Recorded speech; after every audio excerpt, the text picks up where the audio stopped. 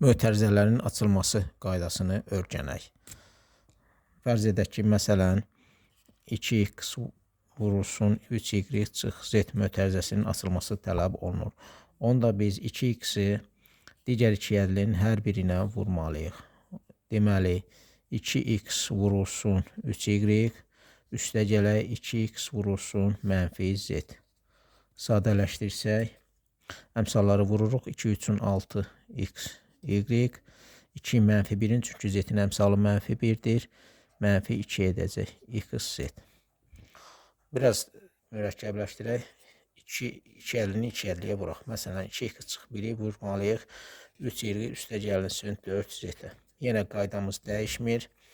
Birinci bir həllini 2 əlinin hər bir həddinə vuraq. Əvvəlcə 2x vurulmuş 3y üstəgələk 2x vurulmuş 4z.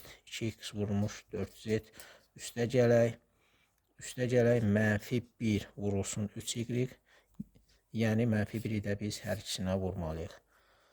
3y üstəgələk mənfi 1 vurulmuş 4z. Sadələşdirək.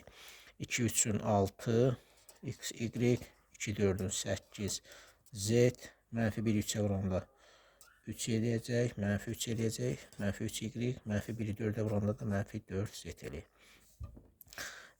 Deməli, 1, 2, 3, 4-dən hədd aldıq. Həqiqətən də 2 əlini 2 əlliyə vuranda 2 əd burada, 2 əd burada. 2 2-nin 4 eləyir.